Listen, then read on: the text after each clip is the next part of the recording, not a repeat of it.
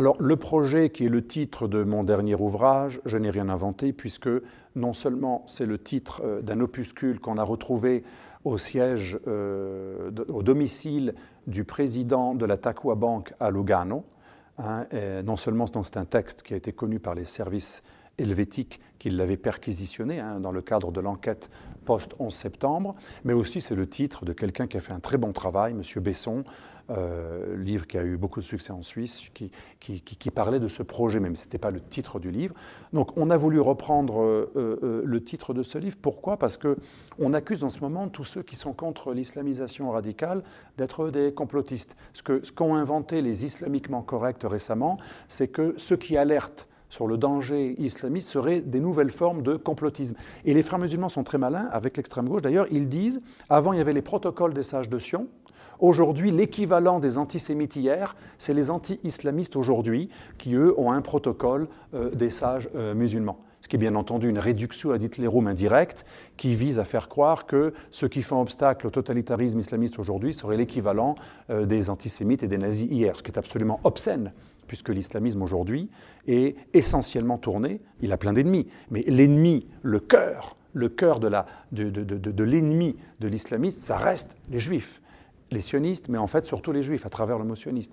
Donc c'est une obscénité, c'est un raccourci, c'est une désinformation, et c'est pour ça qu'avec Razavi, Emmanuel Razavi, grand reporter d'origine iranienne, hein, qui a vécu 4 ans au Qatar, qui connaît très bien Al Jazeera, il a été conseiller du groupe Al Jazeera, c'est quelqu'un qui a fait une enquête chez les frères musulmans en Égypte également, il est allé voir Azam Tamimi à Londres, il est allé voir les cadres des frères musulmans en Égypte, mais aussi au Qatar, comme Jassim Sultan. Dans ce livre, nous montrons le nouvel organigramme des frères musulmans, qui aujourd'hui est plus en Turquie, au Qatar et à Londres qu'en Égypte, où l'organisation a été décapitée. Autre caractéristique de ce projet, qui était déjà annoncé lorsqu'il y a eu cette perquisition, il est préconisé l'entrisme. Il est préconisé le fait d'avoir plusieurs discours et même de ne pas forcément être un frère. On peut être frère musulman sans adhérer à l'organisation, sans avoir prêté allégeance au guide. Les nouveaux frères musulmans sont même capables de nier qu'ils sont frères parce qu'ils ne sont pas membres de l'organisation d'un point de vue formel. Donc les nouveaux frères, si vous voulez, c'est devenu presque un appel. C'est comme le nouveau djihadisme. Avant, les djihadistes étaient encartés à Al-Qaïda. Aujourd'hui, depuis El Souri, le djihadisme, ça peut être un appel et n'importe qui peut y répondre. C'est un peu pareil pour les frères musulmans. Donc dans ce livre, nous montrons les nouvelles stratégies des frères musulmans, y compris le boycott économique. Le BDS, c'est quelque chose de très frères musulmans, mais aussi les boycotts au Maroc, en Égypte, contre les entreprises Total ou Danone. C'est le fruit du nouveau, ce qu'ils appellent le djihad économique 2.0. Par Internet, par les réseaux sociaux, les nouveaux frères musulmans, et ça a été conçu par M. Khashoggi, qui n'était pas si blanc que neige que ça, par M. Jassim Sultan et Azam Tamimi. Nous avons d'ailleurs un chapitre sur ces 3 figures des frères, l'un qui était un ancien wahhabite saoudien devenu frère musulman, Khashoggi, les 2 autres, Azam Tamimi et Jassim Sultan, l'un à Londres, l'autre au Qatar. Ces 3 personnes ont réorganisé la nouvelle génération des frères qui ne sont pas formellement des frères et sont très très nocifs. Et nous concluons d'ailleurs à la fin sur AJ+, la fameuse structure Internet d'Al Jazeera, où c'est extrêmement bien fait. Les frères préconisent une alliance avec toutes les forces progressistes, y compris même parfois défendre des milieux LGBT, ce qui est très très vicieux, ce qui est très très rotor. L'idée c'est quoi ? Laissez-nous avoir le voile islamiste, mais en échange, nous, on ne sera pas contre que vous puissiez vous exprimer en tant que LGBT. Ce qui est extraordinaire, parce que le vrai programme califal, parce que les frères musulmans veulent rétablir un califat fondé sur la charia, est foncièrement homophobe. Donc ils sont capables, ces nouvelles générations des frères musulmans, comme un poisson dans l'eau, de revêtir la forme, comme un caméléon plutôt, de revêtir la forme de leur ennemi. Et voilà, et ça c'est le projet, c'est l'infiltration si vous préférez. Et donc ce n'est pas du tout un complot, contrairement à ce que disent aujourd'hui les forces pro-frères musulmans, c'est ce qui est raconté chez les frères musulmans eux-mêmes. Le projet est un ouvrage qui a été écrit par Youssef Nada, qui était le président de la Taqwa Bank, qui était la banque des frères musulmans. Donc c'est un projet qui est tout à fait explicite, je dirais, comme tous les totalitaires, rouge ou brun, le totalitarisme vert nous a avertis. Mais on n'a pas envie d'écouter l'avertissement.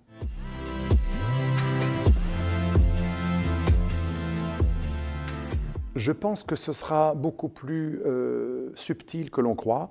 Et là, Houellebecq, même si je n'aime pas trop son style, c'est vulgaire, obscène, par contre, l'idée était très bonne. dans son livre. C'est plutôt par la cuisson du homard ou par la cuisson à petit feu que ça va se passer, une progression d'ailleurs que les frères musulmans ont théorisé, hein, Ramadan en parlait, mais aussi Kardawi, son maître spirituel, la stratégie par étapes. On ne va pas tout de suite. On annonce la couleur dans les grands objectifs, puisque les frères musulmans disent le Coran est notre constitution, il faut rétablir le califat. C'est écrit en toutes lettres dans les ouvrages de Hassan el-Banna, les 50 demandes, dans les ouvrages de Kardawi. Kardawi dit même qu'il va falloir conquérir l'Europe et islamiser Rome. Donc les grandes lignes sont annoncées, mais dans la praxis, on est beaucoup plus retors et on peut utiliser des tactiques parfois qui font perdre le nord. Et donc cette nouvelle stratégie est assez intelligente. Elle vise à y aller progressivement pour ne pas réveiller les forces anti-islamistes. C'est sûr que si tout de suite on fait comme les djihadistes, on demande la charia, la soumission des chrétiens, il y aura une résistance en Europe. L'idée c'est qu'on doit rétablir le califat, c'est écrit en toutes lettres dans tous les livres des frères musulmans. L'objectif, ce qu'ils appellent le tamkin, l'objectif final, ça va être le règne des lois d'Allah sur terre, sur toute la terre. Donc leur projet, c'est carrément un Lebensraum planétaire. Soumettre tous les non-musulmans à terme, et les musulmans eux-mêmes devront être soumis s'ils n'obéissent pas à la charia, ou liquidés, s'ils font obstacle à ce projet. Mais en attendant, on va y aller progressivement. On va être djihadiste en Syrie ou à Gaza, mais en Europe, où le mécréant nous offre parfois même avec l'argent des contribuables, comme en Allemagne ou en Europe du Nord ou en Belgique, on paye les imams, frères musulmans. Dans certains pays, on paye des islamistes. Ce serait bête de faire le djihad. Donc les frères musulmans vont y aller tranquillement. L'idée, c'est qu'on aura des zones, ce qu'on appelle, d'ailleurs, ça a été théorisé par M. Kardawi, la charia de minorité. Kardawi parle de l'Europe non plus comme terre de la guerre, Dar el-Harb, mais terre de la da'wa, la prédication, où la prédication est plus efficace que la guerre. Mais il dit aussi, notre but, c'est pas d'avoir tout de suite une charia qui va s'imposer à tout le monde, il y aura trop de réactions. Il y a encore quand même pas mal d'Européens en Europe. Il y a encore pas mal de chrétiens ou de mécréants ou de athées en Europe. Donc ce ne sera pas efficace. Par contre, on va dire, au nom du droit à la différence, en instrumentalisant l'antiracisme, le droit à la différence, et même l'anticolonialisme, un peu les indigènes de la République, c'est ça, pour prouver que vous n'êtes plus colonialiste, accepter que nous ayons aussi des aménagements, des accommodements raisonnables. Hein, les Italiens disent aussi des atténuants culturels. On va demander des exceptions, des dérogations du droit commun, mais sans attenter à vos propres valeurs. Vous restez européens et adeptes des droits de l'homme ou de la défense des LGBT. Mais nous, permettez-nous dans des zones d'avoir des piscines séparées, des écoles islamiques, de ne plus enseigner la Shoah ou Voltaire ou des choses mécréantes et on ne fera pas de problème. On sera même une force pour vous aider à lutter contre le djihadisme. C'est là que les frères musulmans sont malins. Ils disent, si vous nous donnez des concessions d'une charia de minorité, progressive, des aménagements, en échange, on vous aidera à lutter contre le djihadisme. Et c'est la raison réelle pour laquelle nos gouvernements en Europe ont cautionné les frères musulmans, car il y a une raison, ils ne sont pas fous, nos dirigeants sont parfaitement renseignés. C'est parce qu'ils croient à cette Pax Islamica que leur propose, ou la paix des banlieues que leur proposent les frères musulmans.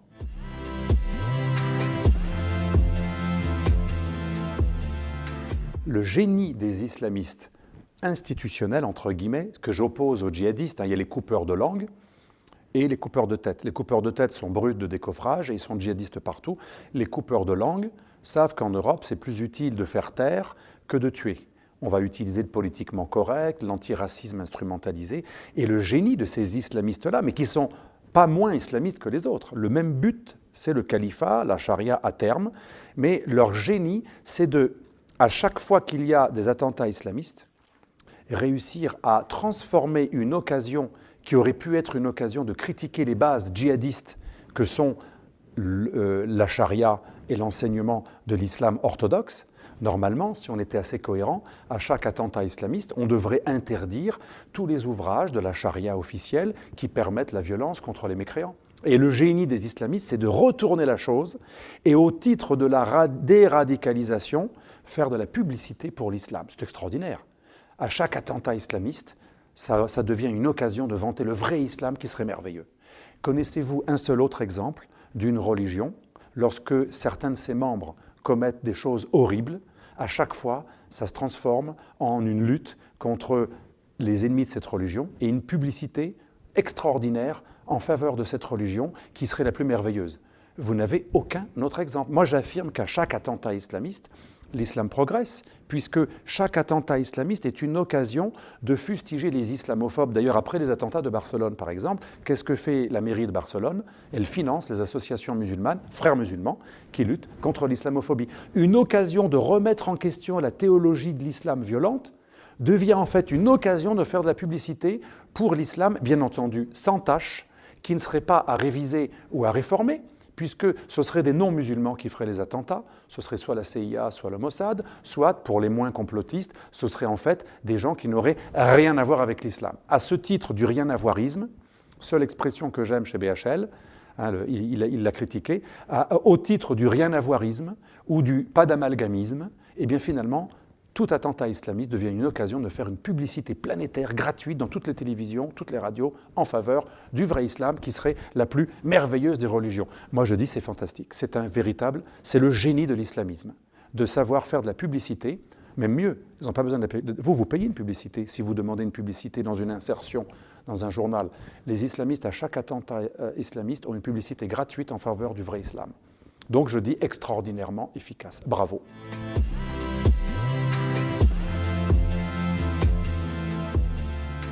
Les frères musulmans sont adeptes de la subversion, de l'infiltration, de l'entrisme.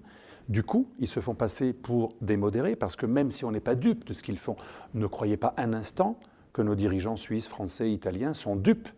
Ils sont parfaitement, moi qui ai travaillé dans des milieux d'analyse stratégique, je vous assure que nos dirigeants de tous les pays européens reçoivent chaque jour des notes sur les vrais objectifs des frères musulmans. Donc nos dirigeants savent très bien qu'ils ont un projet de conquête. Mais ils se disent, eux, ils ont un projet de conquête, finalement, comme les protestants évangéliques qui veulent convertir tout le monde, mais au moins, ils ne sont pas violents en Europe. Mais nos dirigeants savent très bien que les frères musulmans sont pour la violence ailleurs. Rien que cela, normalement, ça devrait susciter l'interdiction formelle de toutes les mouvances proches des frères musulmans, puisqu'ils ne sont peut-être pas djihadistes chez nous, où ce n'est pas utile, mais ils sont djihadistes ailleurs. On a plein de preuves. D'ailleurs, même les frères musulmans européens non djihadistes collectent de l'argent pour le Hamas. Même en Amérique, le CAIR, le Council of American Islamic Relations, a reçu plusieurs fois des dirigeants du Hamas. Même le plus grand lobby islamique américain, dirigé par les frères musulmans, défend une organisation terroriste. Donc pourquoi nos dirigeants n'interdisent pas une organisation qui, certes, n'est pas djihadiste en Europe, mais qui l'est ailleurs? Parce qu'ils apportent la Pax Islamica et parce que leur stratégie d'infiltration est efficace. On retourne des gens. Certains sont achetés, beaucoup même. Beaucoup plus de gens que vous croyez ont été achetés par les frères musulmans à travers le Qatar ou le Koweït. Le Koweït a investi des millions. Là, ça c'est très intéressant, j'en parle dans mon livre. Qui parle du Koweït? État que l'Occident a été aidé contre l'invasion irakienne, mais c'est fou que l'Occident ait aidé ce pays. Le Koweït, en proportion, est le pays qui a le plus aidé des djihadistes et des frères musulmans. Les plus grands projets des frères musulmans en Europe, c'est les Qataris et les Koweïtiens. Donc, à travers des États, et maintenant il y a la Turquie qui aide beaucoup aussi les frères musulmans, stratégiquement, militairement. Donc, on a des gens extrêmement nuisibles qui normalement devraient être interdits, mais ils ont réussi en achetant des hommes politiques, en retournant des gens, en séduisant l'extrême gauche, en disant à l'extrême gauche, nous avons le même combat contre les sionistes, les fascistes, les racistes. Mais moi, ce que je dis, s'il y a des gens de gauche ou d'extrême gauche qui nous regardent, c'est important d'être didactique, de ne pas diaboliser. Ceux qui sont sincères dans cette démarche, je leur dis, mais est-ce que vous savez vraiment avec qui vous êtes alliés? Les frères musulmans sont homophobes, racistes, antisémites. Ils sont contre toutes les valeurs progressistes. Vous êtes les dindons de la farce. Comme disaient les soviets, vous êtes des useful idiots, des idiots utiles. Et regardez les expériences historiques. Quand Khomeini a fait sa révolution, il n'avait pas les moyens de la faire. La révolution de Ayatollah Khomeini, qui n'oublions pas était un agent des frères musulmans, il était membre de la section iranienne des frères musulmans, bien qu'étant chiite, oui c'est possible, Feddaïe Islam. Qu'est-ce qu'il a fait? N'ayant pas assez de force, il a fait venir des milliers de militants palestiniens d'extrême gauche, FPLP, OLP, qui à l'époque étaient très extrême gauche et financés par les Russes. La mouvance palestinienne n'était pas islamiste à l'époque, c'était des gauchistes. Et il a utilisé toute la gauche mondiale, mais aussi le parti communiste iranien Toudé. Et qu'est-ce qu'il a fait une fois sa révolution réussie, Khomeini? Il a fait liquider sans exception tous les militants de gauche et d'extrême gauche qu'il avait utilisés et qui l'ont aidé à prendre le pouvoir par les étudiants, par les manifestations dans les rues.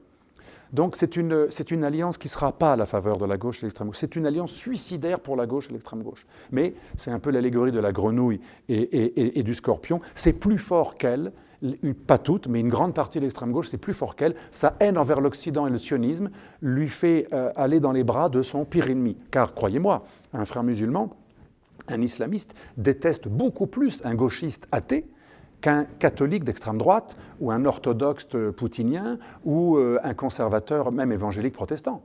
Parce que rien n'est plus détesté pour un islamiste que le mécréant sans religion. Donc c'est intéressant de penser à ça. Et donc l'infiltration se décline dans beaucoup de domaines. Je reviens à l'infiltration. Entreprise, syndicats, mouvements politiques. Donc ce n'est pas uniquement acheter des gens, c'est aussi infiltrer par le travail de sape, l'infiltration, l'entrisme, la prise de contrôle progressive. Beaucoup d'études ont été faites par mon ami Éric Dénessé, qui est le patron du Centre français de recherche sur le renseignement, dont je suis membre. Je dirige une recherche aussi au CF2R. Au CF2R, on a fait beaucoup d'enquêtes, notamment avec des gens qui sont des musulmans, d'ailleurs, comme Youssef Chihab, qui est un très très grand chercheur qui a travaillé pour les renseignements généraux français, d'origine marocaine, mais très, très grand patriote français. Et on a des recherches très intéressantes qui montrent qu'il y a eu une véritable stratégie d'infiltration des syndicats, de l'enseignement, des partis politiques, mais aussi des entreprises. Ce qui est nouveau, c'est que maintenant, il y a même une volonté d'infiltrer les entreprises. Et il y a aussi l'infiltration, bien sûr, médiatique, et aussi des milieux de la recherche. On a, je ne vais pas donner de nom dans cette vidéo, mais on a plusieurs, quoique je peux en donner quelques-uns parce qu'ils sont connus, on a des gens comme M. Burga, qui ont toujours été, je ne dis pas qu'il a été acheté, ce serait une accusation trop grave, mais en tout cas, peut-être c'est tout simplement un idiot utile. C'est quelqu'un c'est un compagnon de route. On a même des chercheurs universitaires du CNRS, l'élite de la recherche française, qui, depuis des années, objectivement, travaillent en faveur de la légitimation des frères musulmans. Donc vous voyez, c'est université, entreprise, syndicat, enseignement et aussi milieu charitable. J'étais une fois en enquête dans les Caraïbes et quelqu'un de Guadeloupe, un travailleur social, me disait, même chez nous en Guadeloupe, où il n'y a aucun...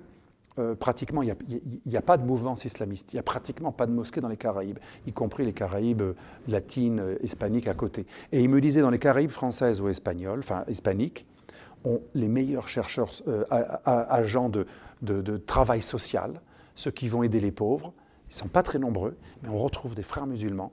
C'était des gens du renseignement qui me disaient ça, des frères musulmans infiltrés dans les organisations charitables, sociales, y compris dans des lieux très chrétiens comme les Caraïbes. Imaginez, parce qu'ils savent que leur exemplarité va susciter une émotion, une adhésion. Les gens vont dire, nous on est chrétiens, on est protestants ou catholiques, mais là on a un musulman qui est travailleur social, qui a fait un travail extraordinaire, et c'est vrai, ils font un très bon travail social, et ça séduit. Et après ça va faire un converti, deux convertis. Après il y aura une mode du voile islamique, parce qu'en échange de l'aide on va dire, vous voyez, si on t'a aidé, c'est parce que la religion d'Allah est la meilleure. Le travail social ne doit pas être sous-estimé également. Tout ça c'est de l'infiltration intellectuelle, universitaire, bien sûr les lycées. Aujourd'hui, l'offensive des frères musulmans en Suisse, mais aussi en Italie, et 25 projets des frères musulmans dans le sud de l'Italie. En France, les plus grands projets aujourd'hui, c'est des frères musulmans et des Turcs, c'est des projets d'éducation, d'écoles islamiques et de grandes mosquées, et de bibliothèques et de centres culturels. Donc, je dirais que c'est les gramscismes de l'islamisme. Gramsci était un militant, un intellectuel communiste italien qui disait le meilleur combat, c'est le combat culturel, c'est l'infiltration, la subversion, c'est la culture et l'éducation. Je dirais que les frères musulmans sont des gramscismes verts, au sens couleur de l'islam, bien sûr.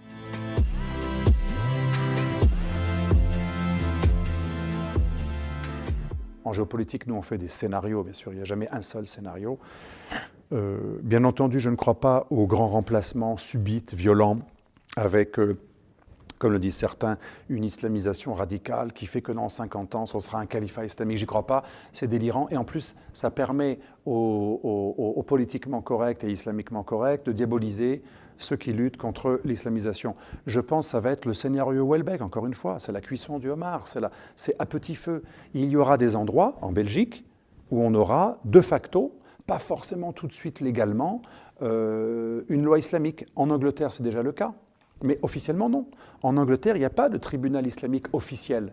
Mais il y a des Islamic Courts qui sont des cours consultatives dans lesquelles une femme et un homme qui veulent divorcer peuvent aller se rendre devant un juge islamique, mais et ce n'est pas obligatoire, c'est parce qu'elles acceptent, pour la justice anglaise, c'est comme un arrangement à l'amiable. Mais pour la personne qui est croyante, c'est le juge islamique qui a donné une décision. On donne la garde de l'enfant systématiquement à l'homme, etc., etc. C'est absolument honteux. Pour la situation de la femme, c'est dramatique. Mais là, les féministes ne sont pas trop affolées. Hein. Elles préfèrent surtout toujours cibler le mâle blanc. Le mâle blanc chrétien occidental, lui, c'est une ordure. Mais quand il y a du machisme ou de la phallocratie au nom de la religion musulmane, là, c'est une cause exotique, on n'en parle pas. Mais c'est une des réalités. C'est plutôt ça qui va se passer. C'est un petit grignotage. Vous savez, les Chinois parlent beaucoup du jeu de Go. La stratégie chinoise, c'est jamais frontal, c'est pas échec et mat, c'est pas détruire l'ennemi, c'est pas clausewitzien, c'est l'enfumage petit à petit, l'encerclement petit à petit. Dans le bon jeu de Go, la personne qui a perdu, parfois, on n'a même pas l'impression qu'elle a perdu. C'est ça la stratégie. J'allais dire que la stratégie des frères musulmans et des forces islamistes intelligentes en Europe, ce n'est pas une victoire à l'échec et mat, clausewitzienne, radicale, ça va être demander des lieux. Donc, de plus, ce qui va se passer dans le futur, c'est très simple. Il n'y aura pas dans 50 ans une Europe entièrement islamisée, mais on aura, par exemple, 50% de la Belgique qui sera islamique, où il y aura de facto des élus, des tribunaux religieux. Même si on fera semblant de respecter le royaume belge, on sera déjà, comme dans des villes de Suède aujourd'hui, il y a pratiquement, dans certaines villes de Suède, on n'a plus le droit de faire sonner les cloches, mais il y a l'appel du muezzin. C'est absolument sidérant. Donc, ce sera plutôt des enclaves. Un petit peu comme l'Espagne, lorsqu'il y avait des centaines d'années de Reconquista, il y avait des zones, il y avait des taïfas musulmanes qui se battaient avec d'autres, qui étaient en rivalité, il y avait des royaumes chrétiens, et c'était en fait un même pays avec, ici à Valence, des musulmans, à côté à Aragon, des chrétiens, et il y avait des évolutions petit à petit comme ça. Alors un moment, ça a été l'islamisation, après ça a été le reflux, la rechristianisation par la Reconquista, mais je pense que c'est plutôt ça, c'est le syndrome des taïfas. C'était les petits royaumes qu'on appelait en Andalousie. On va avoir des lieux où on aura de facto un petit émirat. C'est la CIA qui l'avait dit d'ailleurs il y a 10 ans. Une enquête de la CIA qui avait été résumée très bien par Alexandre Adler, la CIA parlait de scénarios de petites enclaves d'émirats locaux. Il y aura des petits émirats en Suède, en Belgique, en Italie du Nord, bien entendu peut-être aussi en Suisse, mais surtout Allemagne, Belgique, Suède, Angleterre, un peu Autriche, mais les Autrichiens ont repris en main leur islam récemment, ils sont en train de résister, bien sûr France, puis il y aura des pays où il n'y aura pas trop d'enclaves islamiques comme la Norvège, parce qu'il y a beaucoup moins de masses islamistes radicalisées qu'en Suède. Il y en aura moins en Flandre qu'en Belgique francophone. Il y en aura moins en Italie du Sud qu'en Italie du Nord, parce que tout cela est très démographique. Ça suivra les voies de la démographie. Donc tout cela est relativement prévisible. Je conclurai en termes de prévision sur ce qu'a dit Brochant. Monsieur Brochant, qui est l'ancien patron des services de renseignement extérieur français, la DGSE, j'invite nos auditeurs à voir ce qu'il vient de dire sur l'immigration et l'islamisation. C'est terrifiant. Ce n'est pas un populiste. Ce n'est pas quelqu'un qu'on peut accuser d'islamophobe. C'était un serviteur de l'État qui raisonne froidement, sans passion. Ce qu'il dit depuis qu'il a la liberté de parole est proprement terrifiant. Et moi, quand je rencontre des gens qui ont travaillé en service action ou analyse, des anciens de la DGSE ou des gens qui travaillent aujourd'hui pour la DGSI, en off, comme on dit, ils vous disent des trucs terrifiants. Et souvent, c'est des bons républicains, laïcards. Ce n'est pas l'extrême droite catholique. C'est des gens qui sont tout simplement des bons patriotes républicains ou tout simplement des serviteurs de l'État. Ils vont au-delà parfois de ce que disent certains populistes. Donc oui, on a du souci à se faire. Il y aura des enclaves islamiques, tout simplement. Moi, le syndrome que je vois dans les 50 prochaines années, ce sera des enclaves islamiques. Mais il y aura aussi des enclaves non islamiques. Voilà, on aura une balkanisation, une libanisation. Vous voyez, quand vous allez à Beyrouth, vous allez toutes les femmes en noir et les portraits de Khomeini et de Nasrallah en zone chiite contrôlée par le Hezbollah. Et quand vous allez en quartier chrétien, toutes les filles en mini-jupe avec des énormes décolletés, des photos de Madonna, des discothèques et des jeux de hasard et des casinos. Et bien sûr, comme disent les islamistes, la perversion qui restera. Vous avez à Beyrouth chrétien, à Jaunier, une société peut-être encore plus libérale que certains pays européens de l'Ouest. Et à Beyrouth, côté chiite, vous avez, c'est l'Iran, voire pire que l'Iran. Voilà le futur de l'Union européenne, c'est Beyrouth, coupé en deux. Il y a la même capitale, c'est le même pays, mais vous passez d'une civilisation à une autre en traversant parfois quelques mètres. Moi, quand j'étais à Beyrouth, côté chrétien, j'étais à la frontière du quartier chiite. Quand il y a eu ensuite l'invasion syrienne, la coupure entre les deux Libans était terminée, on pouvait passer, et on passait en quelques mètres d'une civilisation à une autre complètement différente. C'était le jour et la nuit. Voilà l'avenir de l'Europe, c'est Beyrouth.